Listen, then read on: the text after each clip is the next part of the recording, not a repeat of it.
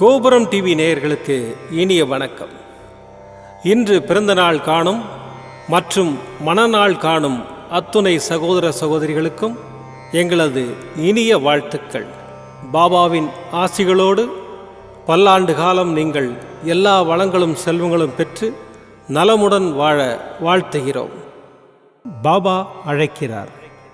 அவரின் பொன்மொழிகளை கேட்பதற்காக, நம் பிரச்சனைகளை தீர்த்து வைக்கும் அற்புதமான கூட்டு பிரார்த்தனை செய்வதற்காக, மேலும் மனம் ஒருநிலைப்படவும் மனம் அமைதி பெறவும் அற்புதமான தியானம் செய்யவும் பாபா அழைக்கிறார்.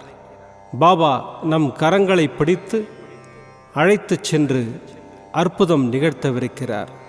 வாருங்கள், பாபாவின் பொன்மொழிகளை தரிசனம் செய்வோம். அன்பு குழந்தையே, உன் கர்மாக்களை தட்சணையாக பெற்றுக்கொண்டு உனக்கு புண்ணியத்தை உண்டாக்குவதற்காக நான் இந்த மண்ணில் உலவிக் கொண்டிருக்கிறேன். அது மட்டுமல்லாது பிச்சைக்காரனாகவும் நாய்களாகவும் எறும்புகளாகவும் நான் உலவிக் கொண்டிருக்கிறேன். உனது உழைப்பை பிறர் அனுபவிக்கும் போதும் உன்னை உதாசீனப்படுத்தும் போதும் நீ வருத்தப்படாதே. அவர்கள் உன் கர்மாக்களை உனது பாவங்களை உண்டும் அனுபவித்தும் உன்னை விடுதலை செய்கிறார்கள் என்பதை நினைவில் கொள். நீ இழந்து போனதையும் தொலைத்து விட்டதையும் நான் நன்கு அறிவேன். இருந்தும் நான் மௌனமாக இருக்க காரணம், அவை உனக்கு புண்ணியத்தையும் ஆசீர்வாதத்தையும் வட்டியோடு சேர்த்து கொடுக்கும் என்பதாலேதான். என் வார்த்தைகளின் மீது நம்பிக்கை வை.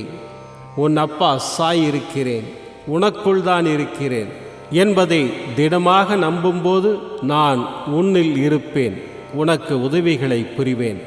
உன் அப்பா சாய் இருக்கிறேன், எதற்கும் கலங்காதே. ஓம் சாய்ராம்.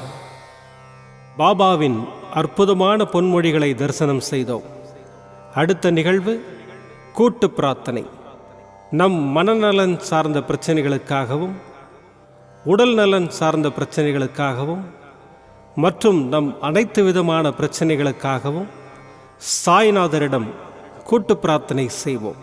வாருங்கள், இந்த அற்புதமான கூட்டு பிரார்த்தனையை செய்வோம். பிரார்த்தனாஷ்டகம். 8 பிரார்த்தனைகள். சாந்தமான மனம் கொண்ட சாயிநாதரே, அறிவின் சிகரமே, அன்புள்ளம் கொண்டவரே, கருணை கடலே, உண்மையின் இருப்பிடமே, மாயை என்னும் இருளை அகற்றுபவரே, ஜாதி மத பேதங்களுக்கு அப்பாற்பட்டவரே, எங்களின் புரிந்து கொள்ளும் திறமைக்கு அப்பாற்பட்டவரே, அன்பின் இருப்பிடமே, ஷீரடி வாழ் இறைவனே, என்னை காப்பாற்றும், என்னை காப்பாற்றும். ஞான சூரியனே, ஞானத்தை வழங்குபவரே, பக்தர்களின் மனங்களில் உலவிடும் பரமஹம்சரே, அனைத்து நன்மைகளுக்கும் காரணமானவரே, தங்களை சரணடைந்தவரை காப்பவரே, படைக்கும் தொழில் புரியும் பிரம்மாவும் காக்கும் கடவுளான விஷ்ணுவும் நீங்களே. 3 உலகங்களையும் யுகங்கள் முடிவில் தன்னுள் ஐக்கியமாக்கிக் கொள்ளும் ருத்திரனும் தாங்களே. நீங்கள் இல்லாத இடம் இந்த பூமியில் ஏது? எல்லாம் அறிந்த இறைவன் நீங்கள். எங்கள் எல்லோரின் இதயங்களிலும் வசிப்பவரும் நீங்களே. எனது எல்லா குற்றங்களையும் மன்னிக்க வேண்டும் என்று வேண்டி கேட்டுக்கொள்ளுகின்றேன். அலை அலையாய் தொடர்ந்து வரும் சந்தேகங்களையும் மனமயக்கங்களையும் போக்குவீராக. நீங்கள் கோமாதா, நான் பிறந்த இளங்கன்று. நீங்கள் சந்திரன், நான் சந்திரகாந்த கல். தங்கள் பாதங்கள் கங்கை நதி. பணிவுடன் இந்த தாசன் உங்கள் பாதங்களில் தலை வணங்குகிறேன். உங்கள் கைகளை என் தலைமீது வைத்து ஆசை கூறுங்கள். என் கவலைகளும் துன்பங்களும் பறந்தோடட்டும். இந்த கணு தங்களின் தாசன். இந்த 8 துதிகளையும் கூறி நான் உங்களை சாஷ்டாங்கமாக நமஸ்கரிக்கின்றேன். எனது பாவங்கள், துன்பங்கள் மற்றும் ஏழ்மை நிலை இவை யாவும் உடனடியாக விலகி ஓடட்டும். ஓம் சாய்ராம், ஓம் சாய்ராம், ஓம் சாய்ராம். அற்புதமாக கூட்டு பிரார்த்தனை செய்தோம். பாபா நம்முடைய கோரிக்கையை ஏற்று நிச்சயமாக நமக்கு அற்புதங்களை செய்வார் என்பது சத்தியம். இனி கண்களை மூடி பாபாவை மனதில் நிறுத்தி பாபாவின் அற்புதமான சக்தி வாய்ந்த மந்திரத்தை அனுபவிப்போம். ஓம் நமோ பகவதே சாயிநாதாய அமிர்தவாக்யவர்ஷாய सकललोकपूजिताय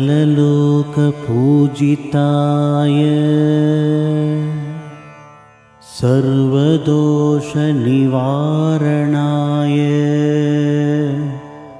शिरडिवासाय साईनाथाय ते नमः। ॐ नमो भगवते साईनाथाय अमृतवाक्यवर्षाय सकललोकपूजिताय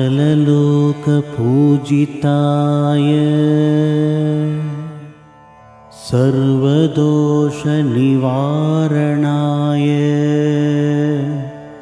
शिरडिवासाय साईनाथाय ते नमः। ॐ नमो भगवते साईनाथाय अमृतवाक्यवर्षाय सकललोकपूजिताय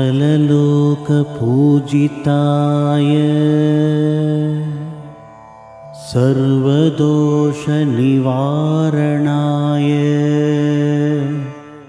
शिरडिवासाय साईनाथाय ते नमः। ॐ नमो भगवते साईनाथाय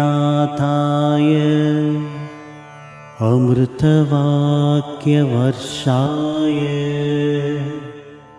सकललोकपूजिताय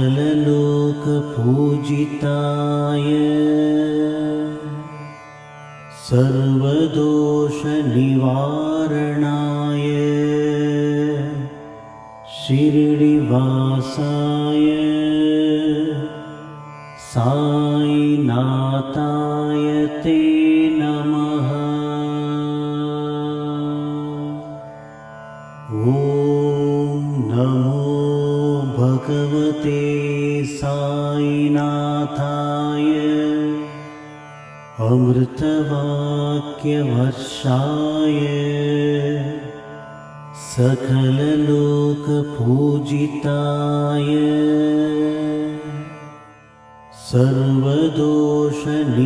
सर्वदोषनिवारणाय शिरडिवासाय साईनाथाय ते नमः। ॐ नमो भगवते साईनाथाय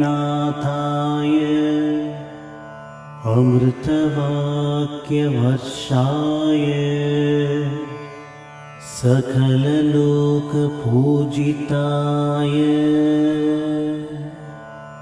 सर्वदोषनिवारणाय शिरडिवासाय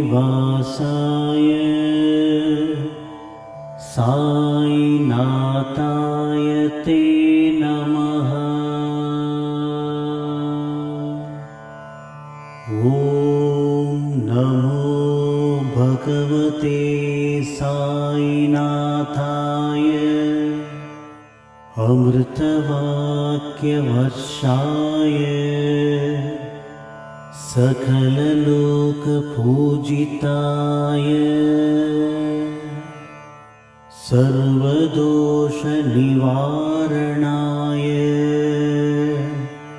शिरडिवासाय साईनाथाय ते नमः। ॐ नमो भगवते साईनाथाय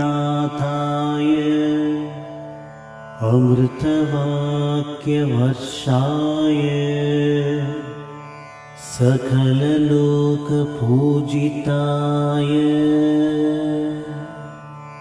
सर्वदोषनिवारणाय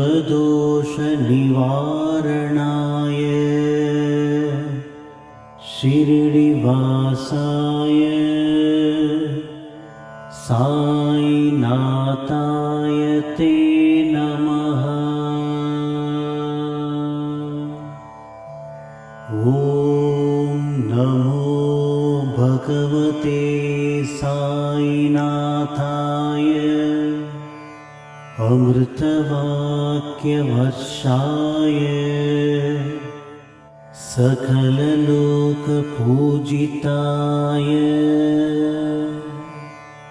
सर्वदोषनिवारणाय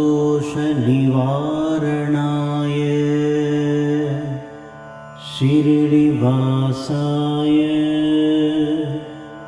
साईनाथाय ते नमः। ॐ नमो भगवते साईनाथाय अमृतवाक्यवर्षाय सकललोकपूजिताय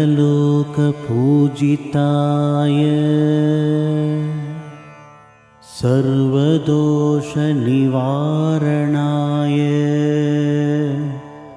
शिरडिवासाय साईनाथाय ते नमः।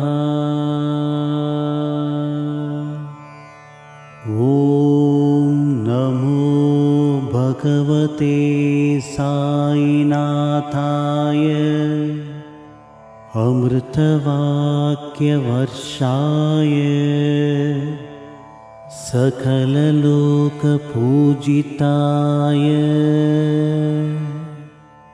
सर्वदोषनिवारणाय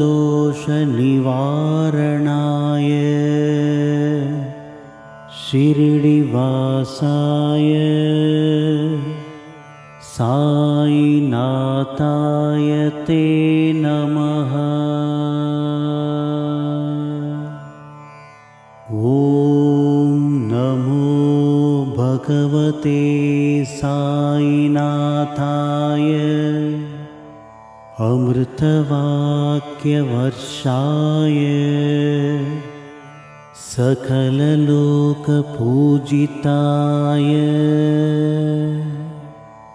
सर्वदोषनिवारणाय शिरडिवासाय साईनाथाय ते नमः। ॐ नमो भगवते साईनाथाय अमृतवाक्यवर्षाय सकललोकपूजिताय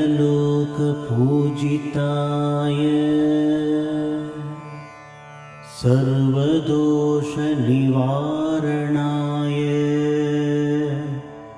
शिरडिवासाय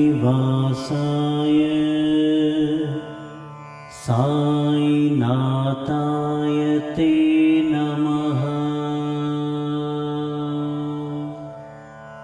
ॐ नमो भगवते साईनाथाय अमृतवाक्यवर्षाय सकललोकपूजिताय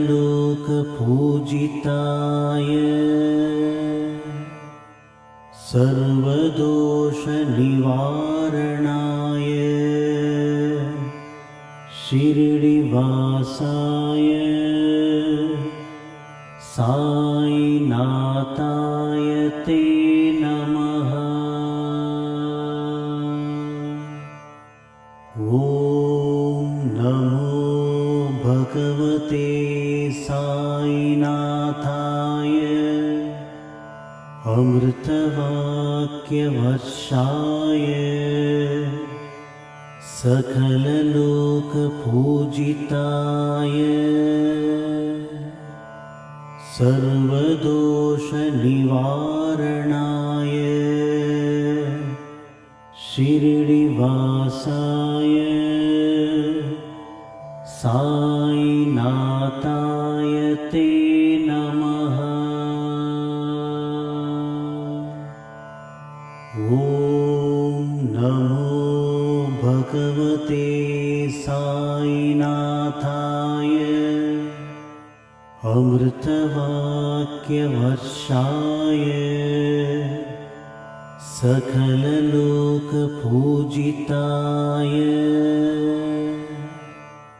सर्वदोषनिवारणाय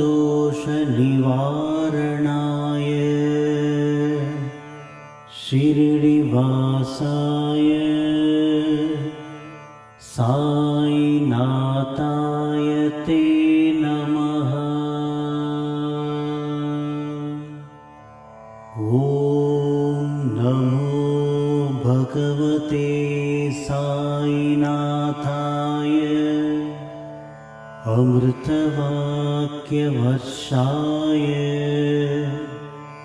सकललोकपूजिताय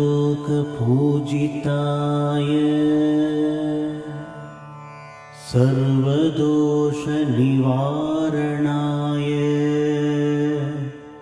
शिरडिवासाय साईनाथाय ते नमः। மீண்டும் நாளை காலை இந்த அற்புதமான பாபா அழைக்கிறார் நிகழ்ச்சியில் சந்திப்போம். நன்றி, வணக்கம். விதம் விதமான பக்தி நிகழ்ச்சிகளை உங்களுக்காக தந்து கொண்டிருக்கிறது உங்கள் கோபுரம் டிவி. உங்களுக்கு பிடித்த நிகழ்ச்சிகளை லைக் செய்யுங்கள், உங்களுக்கு பிடித்த மாணவர்களுக்கு ஷேர் செய்யுங்கள். மேலும் சப்ஸ்கிரைப் செய்வதோடு மட்டுமல்லாது அருகில் இருக்கும் பெல் பட்டனை கிளிக் செய்து கோபுரம் டிவி நிகழ்ச்சிகளை உடனுக்குடன் தெரிந்து கொள்ளுங்கள். மற்றும் ஒரு மகிழ்ச்சியான செய்தி, கோபுரம் டிவி ஆப்பை கூகுள் பிளே ஸ்டோரில் ஃப்ரீ டவுன்லோட் செய்து கோபுரம் டிவி நிகழ்ச்சிகளை தொடர்ந்து கண்டுகளியுங்கள், பாருங்கள், ரசியுங்கள், பரவசமடையுங்கள். gopuramtv.com பக்தி பக்திமயம்.